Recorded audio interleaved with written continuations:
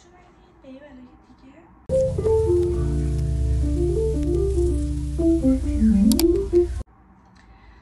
ساعت 9 صبح نه در صبح 9 پاشدم رفتم حمام، چون که دیشب بعد باشو نرفته بودم حمام و اینکه میخوام برم یه سری خرید کنم. بعد اونجا که دستم سنگین میشه به دوستم گفتم بعدش بیاد دنبالم. قراره توی این ولاگ با هم یه چیت چت راجع به کانادا و مهاجرت کلا داشته باشیم و برای اینکه میدونم خیلیاتون دوست دارین یه سری چیزا هست بالاخره که هر کسی نمیاد بگه، دوست دارم که اونا رو بگم بهتون بدونید و اینکه اگر تصمیم به مهاجرت دارید اینجوری نرین با یه چیزی مواجه شین، بدونید از قبل. اما اول باید بریم خرید گروسری و من خیلی یه چیز بعدی که دارم اینه که اصلا متوجه نیستم چقدر دارم ماهانه هزینه گروسری میکنم. یعنی اینطوریه که مثلا که بگن تو خب اوکی خورد و خوراکت ماهی یعنی چقدره من نمیدونم. نمیدونم دیگه هر سال مثلا یه چیزی تمام میکنم میرم میگیرم. خیلی هم بده، خیلی بده. برای اینکه خب تو ایران مثلا هیچ وقت اینجوری نبوده دیگه. بعد من مثلا کارت مامان بابام برمی‌داشتم میرفتم خرید، چه می‌دونستم چقدر میشه، حالا ماهانه اون داره چی میگیره من چی میگیرم. خیلی هم بده این کار، برای اینکه بعضی وقتا یهو میبینم پولم تموم شده نیست دیگه، پول ندارم، میگم چی کارش کرده واقعا، بعدم چی خرید. بعد اصلا چک میکنم میبینم چیز خاصی بگم، رفتم لباس زیادی گرفتم یه چیزی گرفتم هم مثلا اینجوری هم نبوده. خلاصه که اینم از این. میکاپ هم دارم میکنم فقط به خاطر شما که رنگ رو داشته باشه صورتم، ببینیدم میبینیدم لذت ببرید. این کانسیلر لوریال خدای خوب بود، یعنی مثلا لوریال اینجا خیلی طرفدار داره، خب کلا محصولات فرانسوی خیلی اینجا درآمد خیلی طرفدار دارن و لوریال یکیشه، اونه، ویشی مثلا، یکی دیگه هم هست لاروچه فکر کنم، اون کلینیک مثلا، سری برندهای فرانسوی آمریکایی کلا اینجا خیلی طرفدار دارن و لوریال جزو محصولات داروخونه‌ای هست، یعنی توی شاپرز میفروشنش، تو سفورا مثلا نداره. میبلین و اینا هم همینطور، نیکس، میبلین، این برندها داروخونه‌ایه و توی سفورا نیست. نمیدونم چرا توی سفورا نیست، ولی فکر کنم چون برند حالا نمیدونم هیچ جای اصلا هیچ جا نیکس و میبلین توی سفورا من ندیدم استند داشته باشن. اما خلاصه این کانسیلر خوبیه. این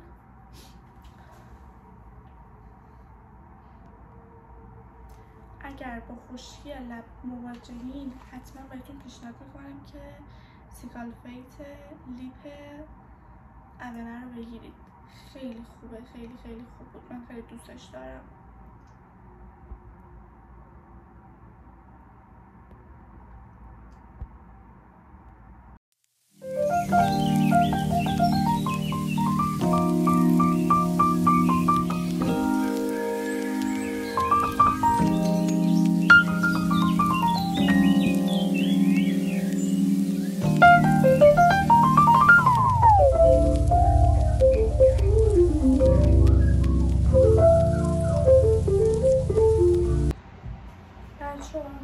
فقط باید هوا رو بهتون نشون بدم که چقدر خوشگله، بارونی، مه و شهر نارنجی. ببین تورنتو واقعا اولین شهر خیلی خوشگلیه که میدونم پاییزش این همه رنگارنگه و خیلی خوشگله، نارنجی و زرد و قرمز همه تو همه و خیلی خوشگله. ببینید هوا رو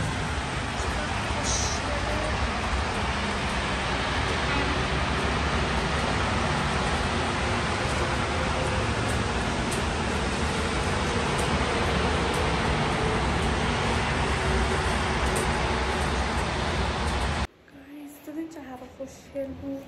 بعد من حالا هوا سرد بارونی، من با چه لباسیه چون جمع خیسه، بعد من با چه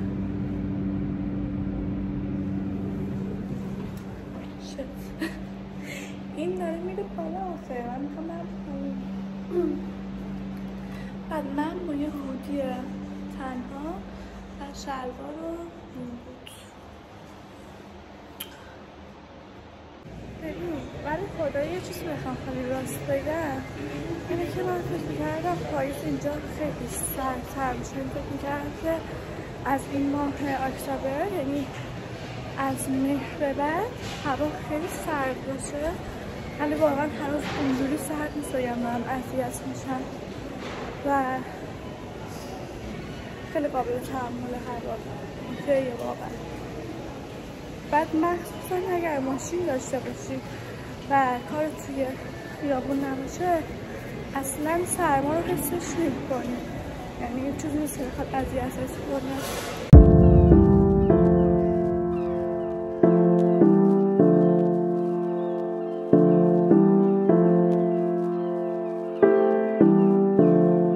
بچه‌ها من چیز میگیرم، از این جینجر شات میگیرم برای سرماخوردگی، اینا خیلی خوب و جوابه. اصلا نمیدونم تو تجربه نه، یعنی خوردم ازش ولی اینکه بگم واقعا سرما نخوردم اینا رو نمیدونم، مطمئن نیستم. ولی میدونم همه میگن خیلی این جینجر شات ها برای سرماخوردگی خوبه. قیمتش هم قیمتش $10، 4 تا توشه، 4 تا انقدری. بچه‌ها این هفته این بری و اینا این سری چیزا خورده، مثلا رزبری شده $2، بلوبری $4، استرابری $4.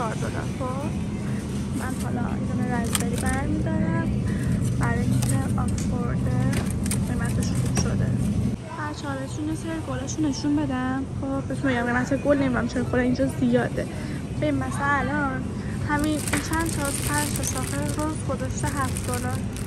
حالا مثلا بدم نیست ولی مثلا به تومن میخوای برش کردن زیاد میشه، ولی خب درآمد زیاد همین $1 باشه اوکیه.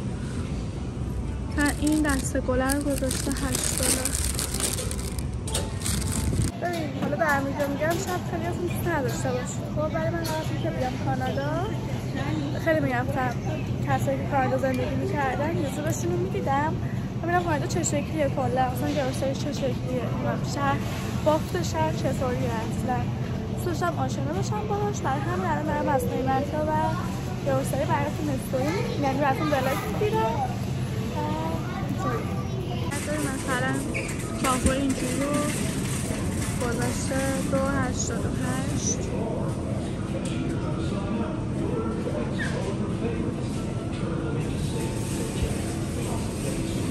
بعد هویجا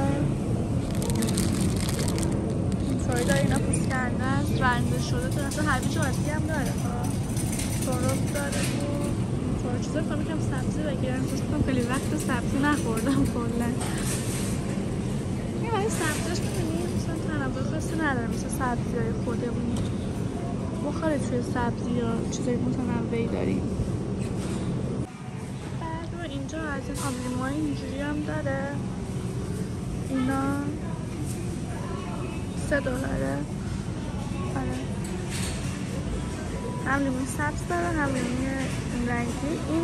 این خیلی این سبزه خیلی ترش‌تره، این باز بهتر. اصلا بذار من از این بردارم. بعد اینجا موز خیلی ارزونه، موز فکر کنم کیلویی 99 سنته تا جایی که میدونم. ما یه دونه موز برمی‌داریم. یه ورزشکار مصرف موزش خیلی زیاده.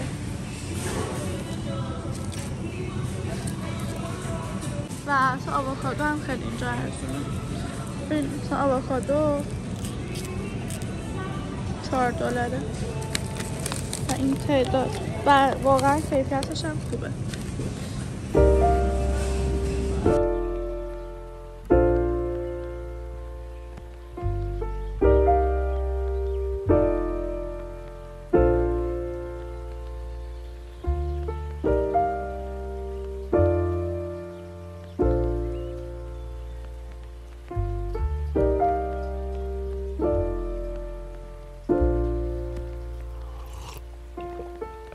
Find the one, you should never give her up. I think it's the way life changes when in love, yeah. I surround my soul with the positivity. That's why I don't worry about the things that I don't see, yeah. These days I don't worry about much. I think we should have some more fun. I still dream about the days when we were young. I'll take a hit and بچه ما الان گروسری خارجی هم میگه. خب الان میخوام بهتون نشون بدم که یه سری چیزای ایرانی رو داره.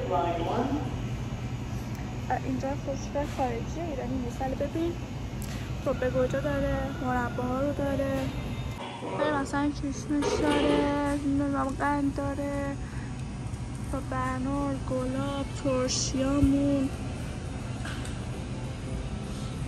تازه داریم مثلا برنج هم داره. برنج خوشتم.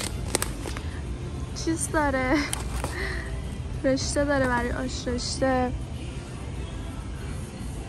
سماق و زردچوبه و سبزی قرمه و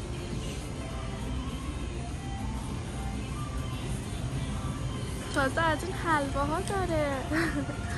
the days when we were young. I'll take a hit and still finish in one, yeah, yeah. Oh, oh, oh, oh. Memory lane isn't that too far away from our hearts, yeah, yeah. The ones we keep close, we should never let go. So tell me who you love, babe. بالاخره اومدم بشینم که این بلاگ رو تمومش کنم و چیزی که قرار بود از اولش بگم. این قرار بود چیت چت راجع به مهاجرت باشه. خواستم بگم که یه چیت چت با هم داشته باشیم راجع به مهاجرت و راجع به کانادا، راجع به یعنی شهر تورنتو، در واقع خود کانادا که نه، شهر تورنتو. بعد اینکه در کنارش هم اسکین کیر میکنم که حوصلتون سر نره. خب از اینجا شروع کنم که بهتون بگم که ببین مهاجرت برای آدما چند تا حالت داره. اول اینکه خیلی به روحیات آدم بستگی داره، خیلی زیاد. یعنی یکی میاد افسردگی میگیره، یکی هم میاد انقدر حالش خوبه و انقدر موفق میشه که خب همه حالت خوبه رو دوست دارن.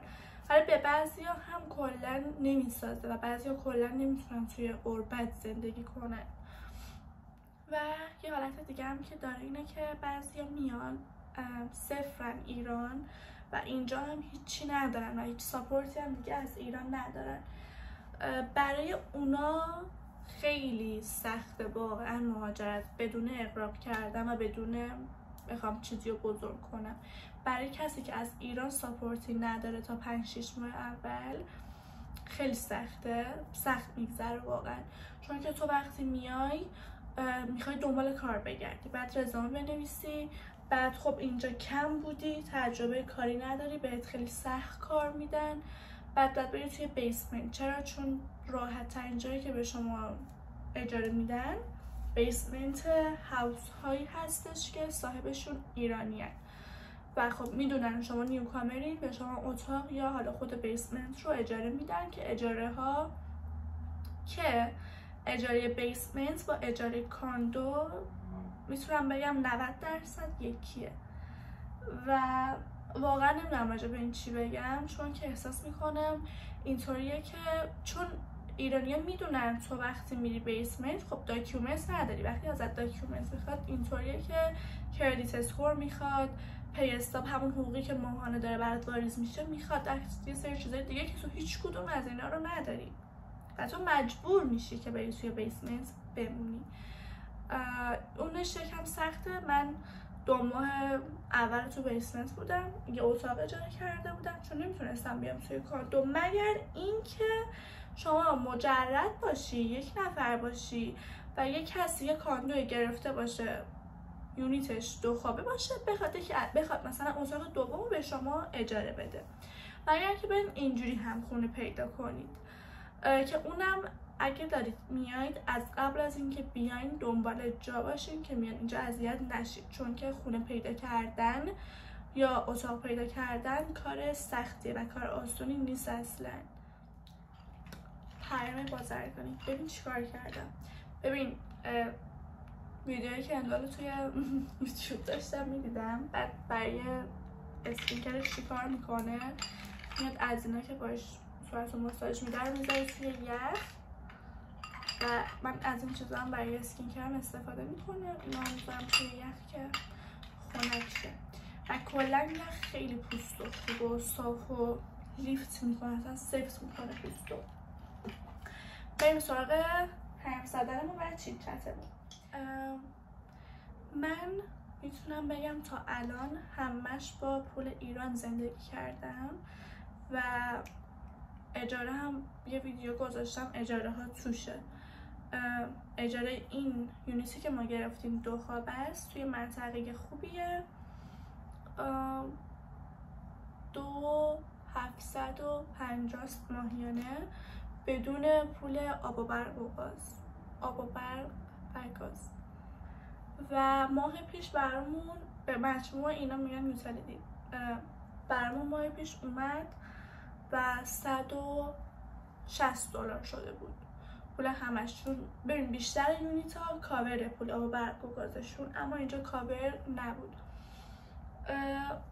من راستش رو بخواین از اونجایی که خدا رو شکر خدا دوستم داره، من خیلی مهاجرت راحت و آسونی داشتم، چون که خب من از وقتی که ایران بودم مامان بابا میدونستن میخوام بیام، این مقدار پول جمع کرده بودن برای من و وقتی اومدم اینجا با یکی از دوستای قدیمیم توی ایران دوباره ارتباط گرفتیم و با هم رفتیم بیرون و اینا و اون خیلی کمکم کرد.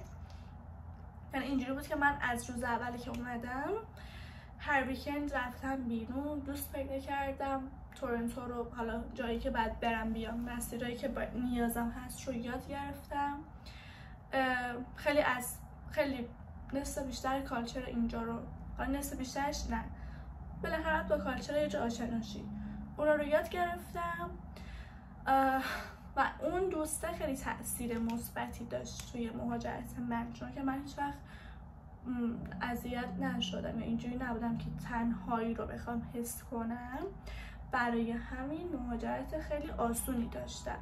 اما کلا همین الان که مثلا بعضی از دوستام اینجا کلا اینجا رو دوست ندارن، بعد بهش میگم چرا؟ میگه نمیدونم سرده، وای همه اینجا کانادایی نیستن. این وقتی میخوای بری واقعا باید برای خودت مشخص کنی داری برای چی میری. تورنتو خیلی جدی دارم بهتون میگم، تورنتو یه شهریه که شما کانادایی خیلی کم میبینید و نصف بیشتر جمعیت به 3 گروه تقسیم میشن: ایرانی، هند، چینی، در کلا آسیایی. این 3 تا رو خیلی جا میبینی، خیلی زیاد. البته که داریم حالا یه قسمت کلا خارجی ها هستن، ولی خود کانادایی ها رو اینجوری نیست که هر جا بره یهو کانادایی رو ببینی، نه، از ملیت های مختلف خیلی زیادن اینجا. و بعدم اینکه ببین وقتی میای اینجا تا چشم کار میکنه هندی داره کار میکنه بدون هیچ دروغی. خیلی به هندی ها اینجا کار میدن، منم نمیدونم دقیقا چرا، دلیلش چیه. ببین میدونید چرا؟ چون که به حقوق کم قانع هستن و همه کاری میکنن و هندی ها اینجا اینطوریه که مثلا یهو میبینی 15 نفر 20 نفر توی خونه 2 خوابه با هم دارن زندگی میکنن، یعنی به شرایط خیلی بد قانع. اما ایرانی ها اینجوری نیستن، اصلا قانع نیستن و دنبال اون بهترینه هستن. برای همین وقتی میای اگه مثلا خیلی ساپورت از ایران نداری اینا، بعد یکم توقعت رو بیاری پایین راستشو بخوای، چون که شاید اون چیزی که تو خیلی مد نظرته یهو نتونی اینجا بسازی.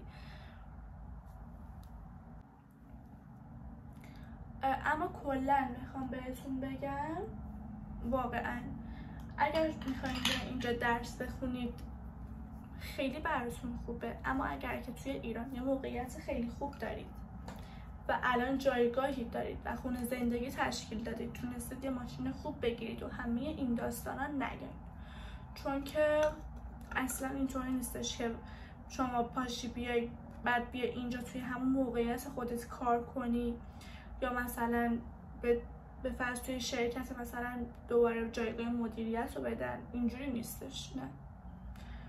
اینجوری نیستش و همه اینجا خودشون کار کردن به یه جایی رسیدن.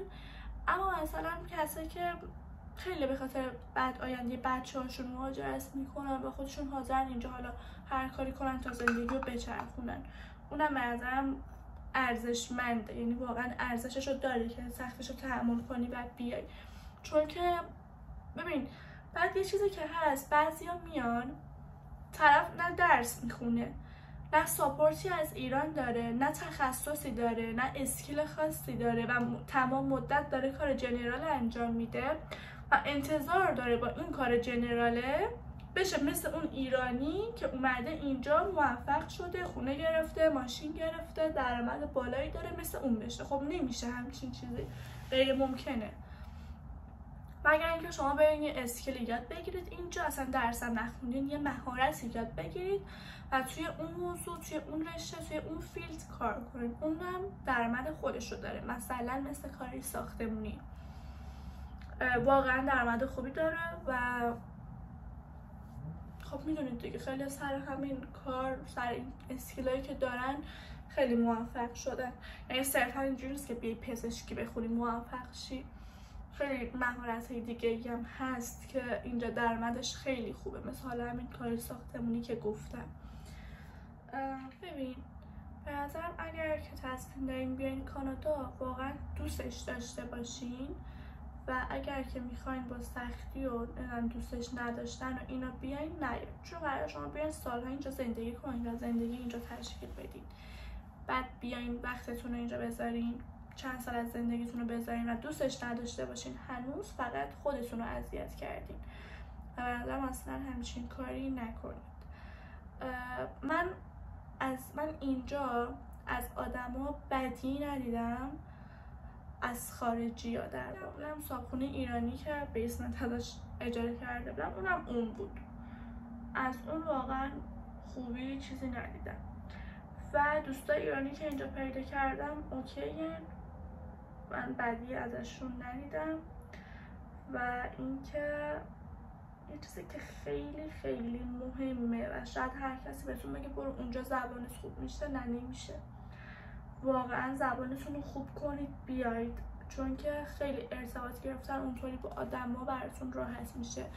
و من الان دارم سر کار میرم دیگه، دارم میبینم مشتری وقتی میاد با اونی که نیتیوه، میدونم نیتیو نیستم و نمیشم هیچ وقت، اما مشتری با اونی که زبانش از من خیلی بهتره و خیلی عامیانه تره خیلی راحت ارتباط میگیره و ترجیح میده بره با اون حرف بزنه، نه خیلی با من، چون من خیلی جنرال دارم حرف میزنم، وکبم کمه و مشتری خیلی با اون راحت ارتباط برقرار میکنه. بعد وقتی شما زبانتون خوب باشه با تمام آدمایی که انگلیسی زبانن میتونید ارتباط برقرار کنید و دوستای خیلی خوبی پیدا کنید برای خودتون. چون که میگم اینجا واقعا اینطوری نیست که آدما بد باشن، آدما خوبن. اونایی که میبینید از آدما بد میگن خودشون رفتن دنبال خودشون، انتخاب اشتباهی داشتن، انتخاب اشتباهی کردن.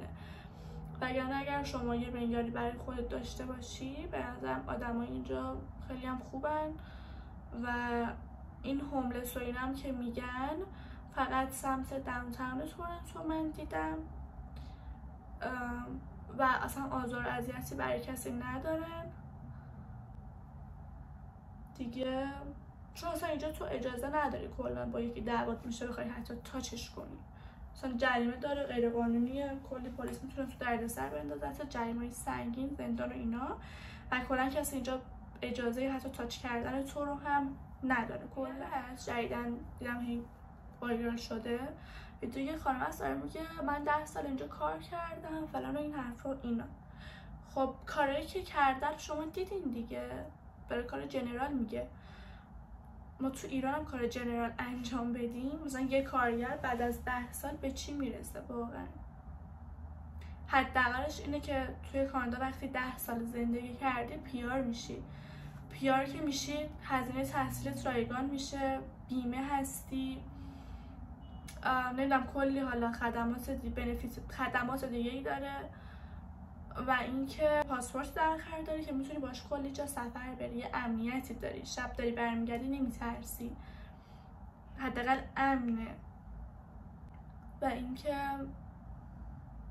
نمیدونم چی بگم، مثلا برگشته میگه که آره من جاستی تورنادو، من بعد از 10 سال الان چی بهم رسیده جز زانو در.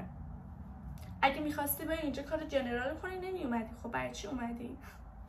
برای همین میگم تکلیفتون رو به خودتون مشخص کنین. اگر که نمیخواین درس بخونید، میخواین بیاین فقط اینجا زندگی کنین، بدونید که با کار جنرال شما هیچ وقت پولدار نمیشین، هیچ وقت اون زندگی رویایی که توی ذهنتون هست رو نمیتونید بسازید. جدا میگم الان با کار پارت تایم با اوریج چیز درآمد که $17.20 ساعتی حدوداً میشه 1600 خورده‌ای، با تکسش 1500 تا و با 1500 تا پارت تایم به عنوان یک دانشجوی فقط کمک هزینه‌ای هست برای خرج و خوراک ماهانه خودتون، وگرنه باید هنوزم از ایران یه ساپورتی داشته باشید. ببین این کلش خنک شده و وای چه حالی میده. یه چیز ریلکسی و ماساژ طوری میمونه، اصلا خیلی دارم باش حال میکنم. ببین هر سوالی دارین توی کامنت برام بنویسین، من همه‌شو جواب میدم. ببین دیگه آخرین موضوعی که میخوام راجبش صحبت کنم و بگم اینه که مهاجرت واقعا خیلی بستگی به شخصیت شما داره.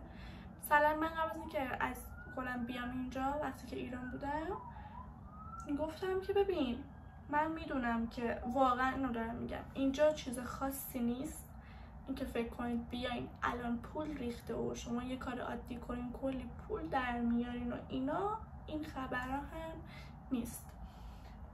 تا خیلی از کسایی که حالا درسی خوندن و اینا هم باز توی فیلد خودشون نتونستن به درآمد خوبی برسن. فرقش با ایران از نظر خوبیه بخوام بهتون بگم اینه که اگر که خلاق باشید و به قولی میگن عرضه داشته باشی، میتونی واقعا پول دراری. جدی میگم میتونی اون خونه زندگی که دلت میخواد و برای خودت فراهم کنی. از نظر که سری چیزا خیلی آزاده. مثلا برای من که دخترم، من اینجا خیلی راحتم میرم بیرون، نمیدونم راحتم، میدونی زندگی دیگه برام سخت نیست، زندگی برام راحته. از اینکه میخوام یه چیزی بگیرم تحریمی نیست، از اینکه میخوام برم تو اینستا نیست، از اینکه میخوام ویدیو بذارم بعد حجاب داشته باشم، از اینکه الان نگرانم کشف حجاب بخورم، از اینکه نگرانم الان رانندگی افتضاح، شهر بافتش خیلی قدیمیه، خیلی افتضاح، تکنولوژی جدید نیست هیچی و نمیدونم دیگه. من اینجا رو دوست دارم کلا، یعنی من میگم من چون که اینجا رو دوست دارم اصلا بدیا توی چشمم نمیاد. دوستان میگن با اینجا اینجوری اونجوری، میگن مثلا خب که چی الان با ایران مقایسه کن، میخوای که شکلات بگیری مثلا یه شکلات چنم عادیه مثلا برند کیندر کیتکت که همه جای دنیا، تو حتی اگه خیلی هم اینجا مثلا اگه خیلی هم وضعیت مالیت هم بد باشه، درآمدت هم کم باشه، شکلاتای دم دستی هم که هر کسی میتونه بخره. خب حالا الان بحث صرفا سر شکلات نیست، سر اینه که کلا ما رو از انگار عقبیم، انگار ما رو عقب نگه داشتن از کل دنیا. مثلا میخوای بری یه جا سفر، بعد کلی پول همراه ببری، پول نقد که خطرناکه. چرا؟ چون که ما اصلا حسابمون رو جای قبول ندارن، چون که کردیت نداریم، چون که نمیتونیم ویزا کارت داشته باشیم، نمیدونم دیگه، خیلی خیلی چیزا. و اینکه من یه سری خوبیاشو اینجوری هست که دوست دارم و دوست ندارم از دیگه برگردم کنم اونجا زندگی کنم. نه اینکه کشورمو دوست ندارم، اون چارچوبی که برامون ایجاد کردن که مجبوریم هیچی نگیم و تحملش کنیم و دوست ندارم کلا. من یه سری چیزا اینجا راحته، مثلا من دارم میرم سر کار، به راحتی میتونم یه کفش نایکی که میخوام بگیرم، به راحتی به فرض میتونم کیف به فرض مثلا مایکل کورس که میخوام بگیرم. برندهای آنچنان گرونی نیستن، برند متوسط خوبیان، اما توی ایران میخوای بخری، میای بخری با دلار 70 تومانی شده چقدر میشه؟ نزدیک 15 میلیون یک کفش. خب تو درآمدت مگه چقدره که 15 تومنشو بدی یک کفش ساده که پاس کنی؟ اینجا به فرض میگم حقوق دانشجویی دارم میگم، کار جنرال پارت تایم داری میری، درآمدت ماهی 1600 تاست. تازه اگه سرور یا باریستا باشی تیپ میگیری نزدیک 2000 خورده ای میشه. من رو 1600 تا که بدون تیپ حساب میکنم. تو از این 1600 تا میخوای $150 رو بدی کفش. خب به راحتی میتونی بخری. گوشی جدید اومده، میخوای بری گوشی جدید بگیری. تو ایران چطوری کلی دردسر ریجستری و نه فلان و این چرت و پرتا رو داره. اینجا میری گوشی رو برمیداری، قسطش میکنی، ماهی $50 میشه، 2 ساله میدی تموم میشه میره. گوشی جدیدی هم که میخوای میتونی بگیری، لپتاپ، آیپد و حالا ایرپاد گفتم اپل باشه، هر چیزی که میخوای کلا. مثلا که راه خیلی وارد دیتیل نمیشم، بلاگم اینجا تمومه.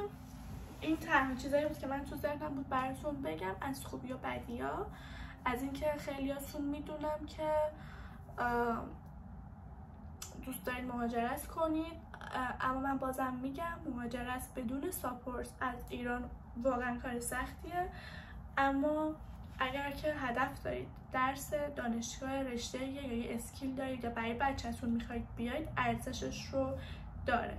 اما اگر وضعیتتون توی ایران خوبه، به جایگاهی رسیدید، خونه و ماشینتون رو دارید، وضعیتتون ثبات داره، همه چی خوب داره پیش میره، نه این خوشگذرونی اینایی رو اینجا از دست میدید.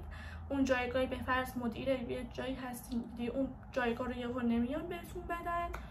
مرسی که تا اینجای ویدیو رو دیدید، دوستتون دارم و هر سری میام توی چنلم خیلی زیاد ذوق میکنم، حتی میبینم یه نفر اضافه شده به اون سابسکرایبرها و love you bye.